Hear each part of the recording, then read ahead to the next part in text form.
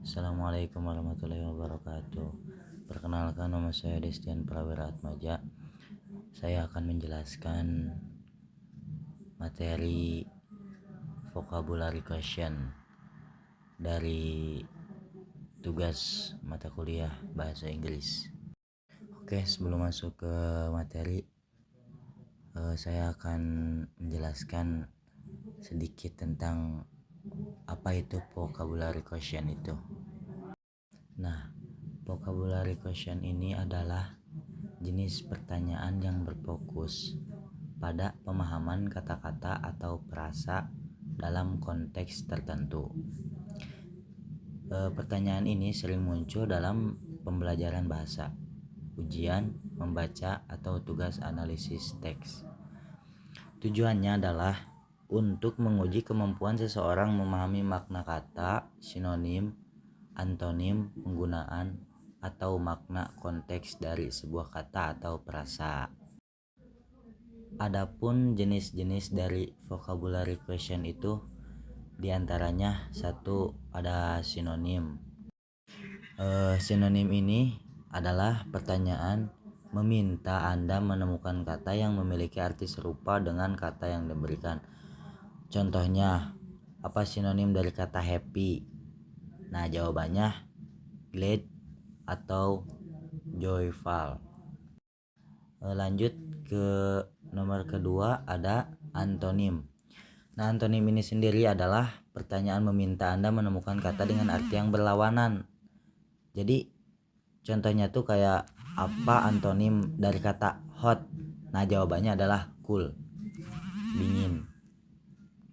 Lanjut, ada yang nomor 3, ada makna kontekstual. Nah, makna kontekstual ini adalah pertanyaan meminta Anda memahami arti kata berdasarkan konteks dalam kalimat atau paragraf. Lanjut ke nomor keempat, ada penggunaan kata. Nah, pertanyaan ini menguji bagaimana kata digunakan dalam kalimat. Adapun contohnya itu sendiri, pilih kalimat yang menggunakan kata benevolent dengan benar. Jawaban, the benevolent woman donated generously to the charity. Oke, lanjut ke yang selanjutnya, ada identifikasi kata. Nah, pertanyaan meminta Anda menemukan kata tertentu dalam sebuah teks. Contoh cari kata yang berarti bisa dipercaya dalam paragraf di atas. Jawabannya adalah reliable. Oke. Nah, yang keenam ada kata turunan. Kata turunan ini yaitu mencakup pertanyaan tentang bentuk lain dari kata tertentu, atau dalam kurung kata benda, kata kerja, kata sifat, dan lain-lain. Contohnya, apa bentuk kata kerja dari kata decision? Jawabannya decision. Nah, selain dari memaparkan materi tadi, saya juga memberikan tips untuk menjawab vocabulary question tersebut. Nah, caranya yang ke-1 ada pahami konteks. Maksudnya, perhatikan kalimat atau paragraf tempat kata itu berada. Konteks sering memberikan petunjuk tentang makna. Yang kedua, ada identifikasi root word. Nah, jika kata tidak dikenal, pecah menjadi bagian-bagian prefix, root, atau suffix untuk menebak makna. Nah, lanjut, gunakan sinonim atau antonim. Maksudnya, pikirkan sinonim atau antonim yang mungkin membantu memahami kata tersebut. Lanjut lagi, ada gunakan pengetahuan umum. Nah, maksudnya itu terkadang makna kata dapat ditebak berdasarkan pengalaman atau wawasan umum. Oke, nah jadi untuk kesimpulannya, vocabulary question ini sangat penting untuk mengasah pemahaman bahasa dan meningkatkan kosakata Anda. Oke, lanjut ke materi selanjutnya. Oke, untuk materi selanjutnya kita memasuki ke determine meaning from word part dalam TOEFL, yang artinya yaitu teknik untuk memahami arti kata dengan menganalisis bagian-bagian dari kata. Nah, penjelasan singkatnya seperti gini nih. Yang satu ada konsep utama ya, konsep utama. Nah, ketika diminta menentukan arti kata panjang yang tidak dikenal, nah Anda ini dapat menganalisis bagian kata untuk menemukan maknanya. Jadi ya ketika diminta gitu, ketika diminta menentukan arti kata yang panjang nih, tapi arti kata itu tidak dikenal. Nah, Anda dapat menganalisis bagian kata untuk menemukan maknanya. Misalnya kata vividly. Nah, vividly ini memiliki root word 5 yang berarti life atau hidup. Oke. Dari sini Anda dapat menyimpulkan bahwa vividly terkait dengan sesuatu yang hidup atau nyata. Nah, seperti itu teman-teman. Nah, yang kedua ada contoh soal nih. Contoh soalnya misal konteks louder vividly creates the language. Nah, pertanyaannya, arti kata vividly di baris 6 paling dekat dengan. Nih yang ke satu A, in a cultured way. Nah, yang B, in a correct way. Yang C, in a lifelike way. Yang D, in a brave way. Nah, jawaban yang benar ini yaitu ada di C. Jawabannya adalah in a lifelike way. Karena apa? Karena root word viv berarti life. Oke. Yang ketiga ada kunci menjawab. Nah, kunci menjawab ini kita harus bisa mengidentifikasi bagian kata seperti root atau akar kata ini, prefix awalan atau suffix akhiran. Oke. Hubungan makna bagian kata tersebut dengan konteks kalimat. Nah, jadi kita harus tahu hubungan makna bagian kata tersebut gitu. Jadi kesimpulannya, menggunakan analisis word fact adalah strategi efektif untuk menjawab pertanyaan vokabulari dalam TOEFL, terutama jika Anda tidak mengetahui arti kata secara langsung gitu. Lanjut ke materi selanjutnya, yaitu ada use context to determine meaning of difficult word dalam TOEFL. Ini artinya yaitu kemampuan untuk memahami arti kata sulit dengan memanfaatkan konteks dari teks. Nah, jadi maksudnya itu adanya skill ini yaitu supaya kita bisa memanfaatkan konteks dari teks yang sekiranya kita itu sulit untuk memahami arti kata tersebut gitu. Oke, untuk penjelasannya kita memakai yang pertama ada konsep utama juga ya, sama kayak tadi konsep utama. Dalam tes TOEFL Anda mungkin menemukan kata-kata yang tidak dikenali. Nah, dalam kasus ini juga ya, konteks dalam teks sering memberikan petunjuk yang cukup untuk menentukan arti kata tersebut gitu. Yang kedua ada contoh soal nih ya, atau paper tuple test. Untuk teksnya ya, untuk teksnya ada in a government election the incumbent general has a strong advantage for a newcomer, a person who is already in office. Nah, untuk pertanyaannya, and incumbent in line one as most likely. Yang A ada a special type of election. B, a political party. C, a beneficial command. D, a current office holder. Nah, untuk jawaban di atas sendiri yaitu lebih tepatnya D, a current office holder. Kenapa D?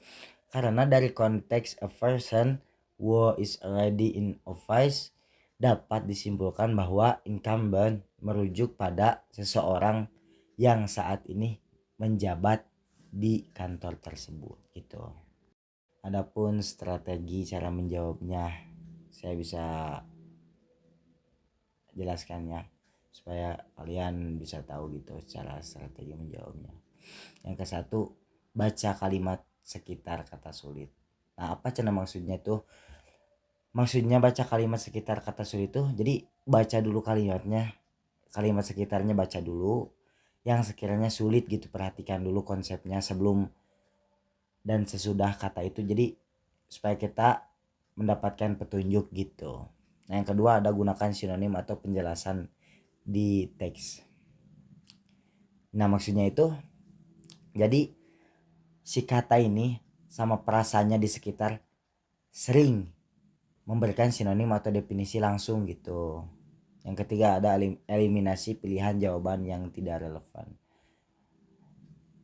Nah, maksudnya itu jadi pilih jawaban yang paling sesuai. Jadi kita harus memilih jawaban yang sekiranya tepat gitu, yang sekiranya akurat gitu, jawaban yang sesuai dalam konteks kalimat tersebut. Nah, jadi untuk kesimpulannya dengan memahami konteks ini Anda dapat menjawab pertanyaan tentang arti kata sulit meskipun tidak mengenal kata tersebut secara langsung. Nah, strategi ini sangat penting untuk sukses dalam bagian membaca TOEFL gitu. Baik, langsung saja kita masuk ke materi selanjutnya, yaitu ada usai konteks to determine meaning of simple word. Skill ini adalah menggunakan konteks untuk menentukan makna kata-kata sederhana, berarti memahami arti kata tersebut berdasarkan situasi atau kalimat tempat kata itu digunakan. Sebuah kata sering memiliki banyak arti, tetapi konteks membantu kita memilih arti yang paling tepat. Nah, berikut adalah penjelasan untuk langkah-langkahnya. Yang pertama ada perhatikan kalimat. Nah, maksudnya perhatikan kalimat ini, bacalah seluruh kalimat di mana kata tersebut muncul. Jadi sebelum kata tersebut muncul kita harus baca dulu seluruh kalimat. Terus selanjutnya kita harus mengidentifikasikan kata-kata lain di sekitarnya yang bisa memberikan petunjuk. Jadi kita identifikasikan kata-kata yang sekiranya di sekitar kata tersebut bisa membantu untuk memberi petunjuk gitu. Contohnya seperti kata panas nih, kata panas. Dalam kalimat hari ini sangat panas. Di sini panas mengacu pada cuaca yang hangat atau suhu dingin. Kata panas dalam kalimat berita itu membuat suasana menjadi panas. Di sini panas berarti tegang atau penuh emosi gitu. Oke, yang kedua ada perhatikan topik atau situasi. Nah, maksud perhatikan topik atau situasi di sini yaitu untuk memahami konteks umum percakapan atau teks. Nah, misalnya dalam topik masakan nih, kata panas mungkin merujuk pada suhu makanan ya. Nah, contohnya dalam artikel tentang masakan, sup ini harus disajikan panas. Sedangkan dalam konteks menunjukkan kata panas berarti makanan yang hangat gitu. Dan yang ketiga ada gunakan petunjuk dari kata sekitar. Nah, maksudnya ini sendiri yaitu kata-kata di sekitar bisa memberikan informasi tambahan untuk memahami makna kata. Contohnya, lampu itu terlalu panas untuk disentuh. Nah, kata petunjuknya ini nih, untuk disentuh. Nah, kan untuk disentuh ini kan merujuk kepada petunjuk gitu. Jadi kita harus bisa memberikan informasi di sekitar untuk memahami makna kata gitu. Jadi kita harus bisa memberikan kata-kata informasi di sekitar untuk memahami makna kata gitu. Nah, yang keempat nih ada analisis makna ganda. Maksudnya beberapa kata ini memiliki makna literal dan figuratif. Gunakan konteks untuk membedakan mana yang dimaksud. Contohnya, Kekalahan itu adalah pukulan panas bagi tim. Nah, kata panasnya ini nih, di sini digunakan secara metaforis menunjukkan rasa kecewa atau kesulitan. Nah, jadi untuk kesimpulannya sendiri ya, konteks sangat penting karena tanpa itu kita bisa salah memahami arti sebuah kata. Yang jadi kuncinya adalah selalu melihat hubungan kata dengan keseluruhan teks atau situasi. Oke. Oke, lanjut ke materi selanjutnya, ada overall review question. Overall review question ini adalah jenis pertanyaan yang dirancang untuk meninjau atau mengevaluasi suatu hal secara keseluruhan.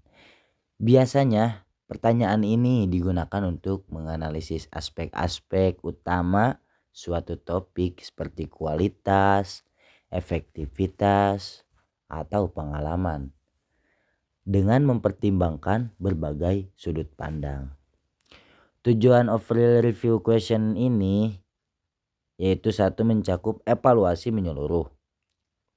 Yang kedua, memberikan umpan balik. Nah, dan yang ketiga ada menyimpulkan kesimpulan. Adapun ciri-ciri dari overall review question ini, yang satu, berfokus pada gambaran umum. Contohnya bagaimana pendapat Anda secara keseluruhan tentang produk ini gitu. Dua, melibatkan beberapa dimensi. Contohnya apa saja kekuatan dan kelemahan dari layanan ini secara keseluruhan. Dan yang ketiga, mengundang pendapat subjektif.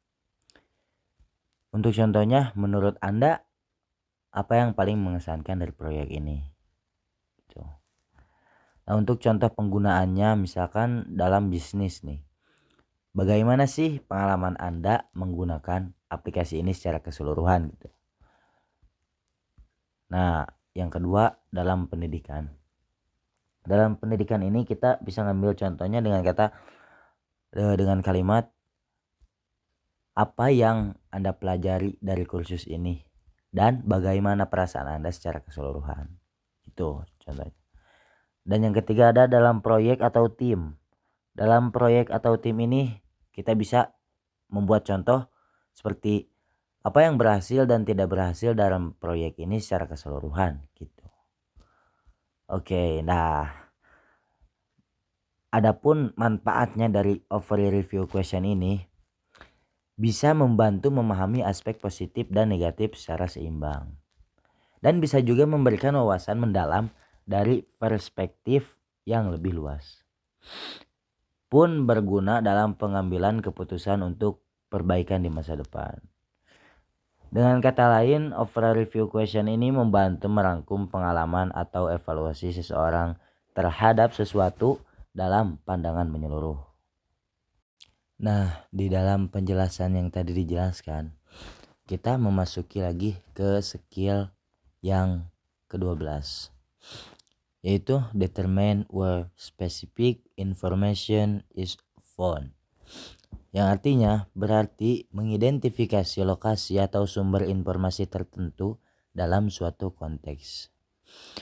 Hal ini adalah keterampilan penting yang sering digunakan dalam membaca, penelitian, atau analisis data. Kemampuan ini melibatkan pencarian dan perorganisasian informasi secara sistematis berdasarkan kebutuhan. Cara menentukan di mana informasi spesifik ini ditemukan di dalam satu, pahami apa yang dicari. Maksud itu sendiri yaitu mengidentifikasi kata kunci atau ide utama dari informasi yang Anda butuhkan. Jadi informasi yang kita butuhkan tuh diidentifikasi dulu kata kunci atau ide utamanya gitu. Contohnya jika Anda mencari definisi nih, fotosintesis, kata kuncinya adalah fotosintesis gitu. Kedua, gunakan struktur dokumen. Perhatikan elemen-elemen seperti judul, subjudul, daftar isi, indeks, atau glosarium untuk menemukan lokasi informasi. Contohnya dalam buku teks nih, definisi sering ditemukan di bagian awal bab atau glosarium. Yang ketiga, cari dalam paragraf atau kalimat spesifik. Nah, maksudnya itu di dalam teks naratif atau dokumen panjang. Nah, kalian baca dulu nih kalimat utamanya. Biasanya ini kalimat di awal atau di akhir paragraf gitu. Contohnya nih, dalam artikel informasi inti sering dijelaskan di paragraf pertama atau terakhir. Seperti itu. Dan yang keempat ada manfaat teknologi. Maksudnya dalam dokumen digital gunakan fitur pencarian atau Ctrl F atau fitur serupa. Nah, untuk menemukan kata kunci langsung nih contohnya nih. Jika Anda membaca PDF, Anda bisa mencari istilah seperti fotosintesis nih ya, untuk langsung menemukan bagian yang relevan. Nah, yang kelima ada gunakan sumber referensi tambahan. Nah, jika informasi tidak ditemukan di dokumen pertama, cari di sumber tambahan seperti buku, artikel, atau internet. Contoh, gunakan ensiklopedia atau jurnal akademik untuk penjelasan lebih mendalam. Adapun contoh dalam berbagai konteks. Satu, dalam buku atau artikel. Di bagian mana alasan utama penulis dijelaskan? Nah, kita jawab nih. Biasanya ditemukan di paragraf pengantar atau kesimpulan. Oke, lanjut. Yang kedua, dalam grafik atau data. Untuk pertanyaannya, di mana informasi tentang penjualan bulan Januari dapat ditemukan? Kita jawab, lihat pada grafik atau tabel yang relevan. Oke. Yang ketiga, dalam penelitian.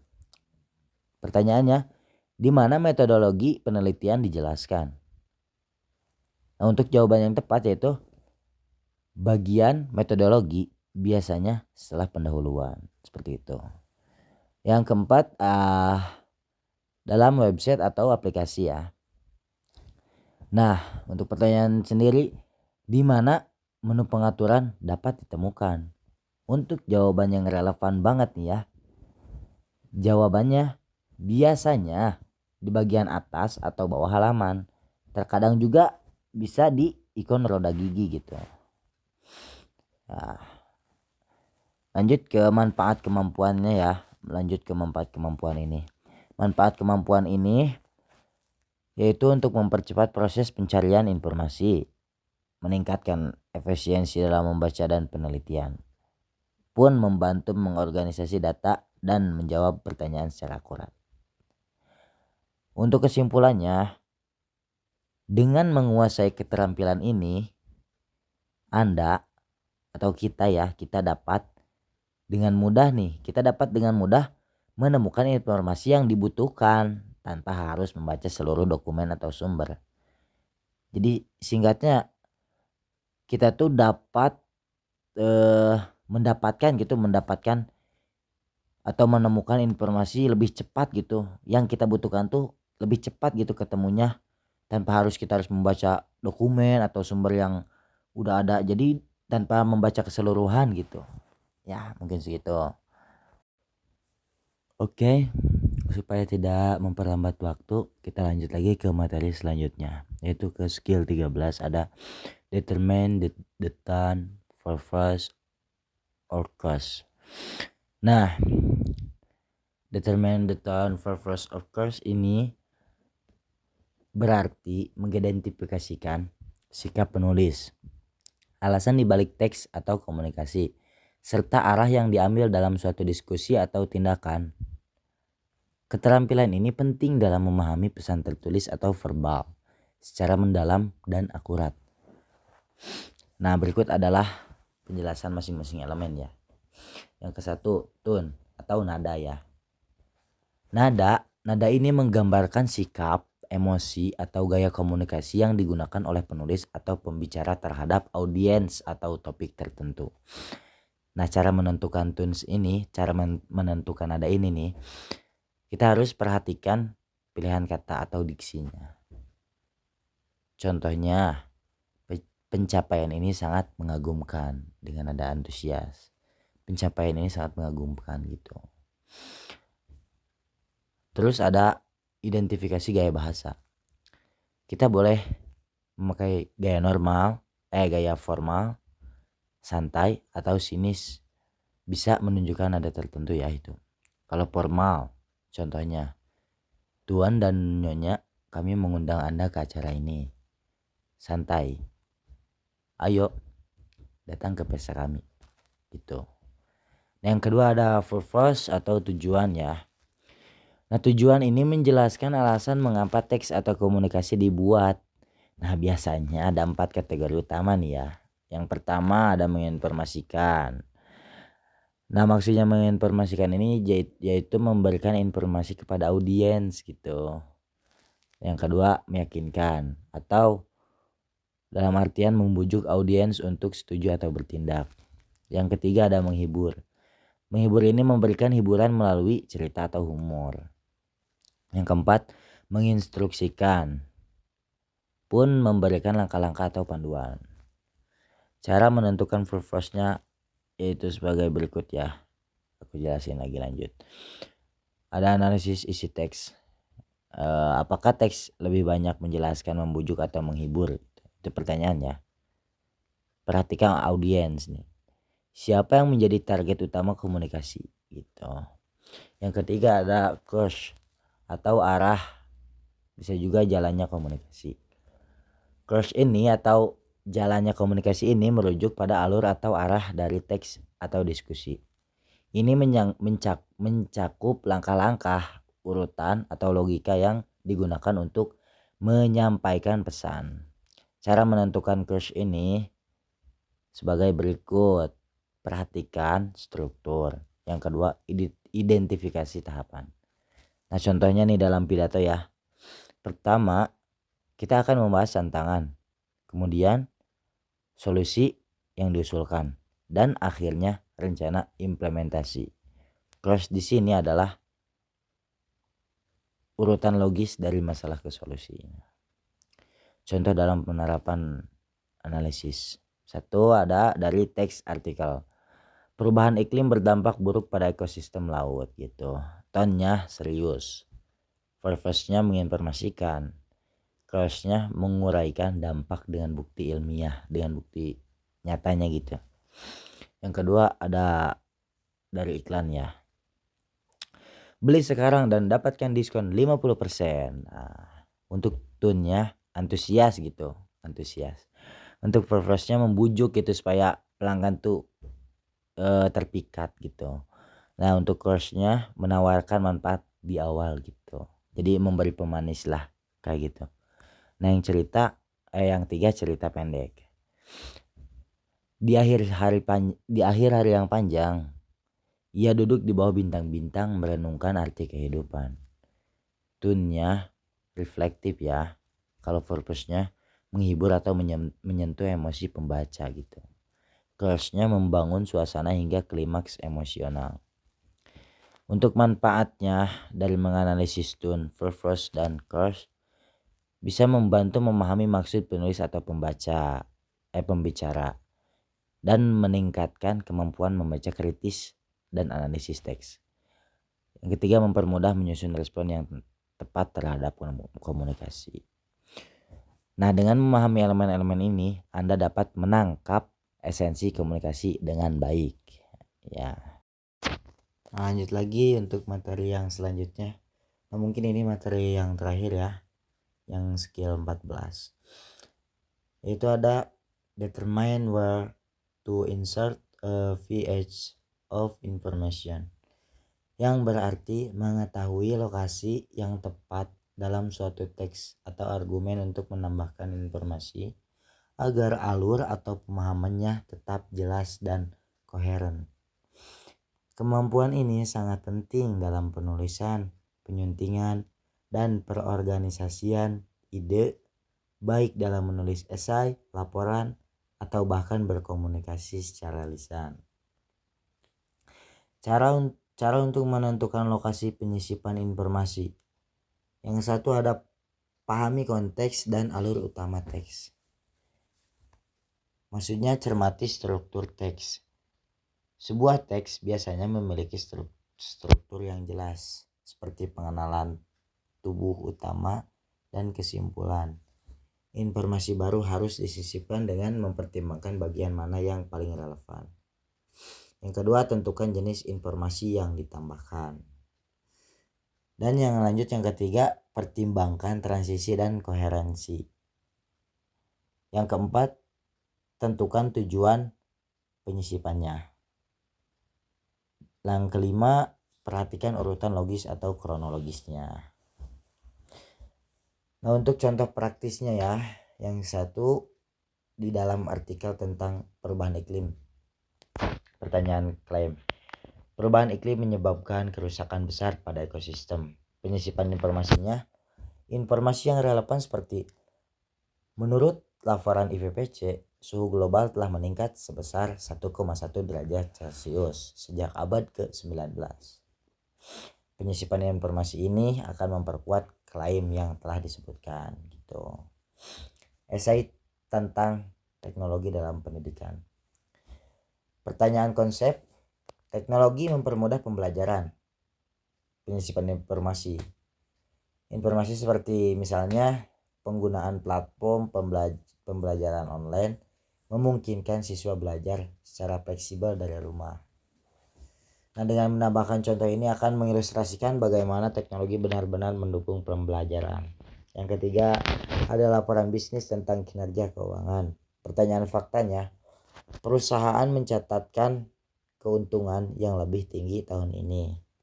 Sedangkan penyisipan informasi, data atau statistik seperti keuntungan meningkat 15% dibandingkan dengan tahun lalu berdasarkan laporan keuangan kuartal ketiga.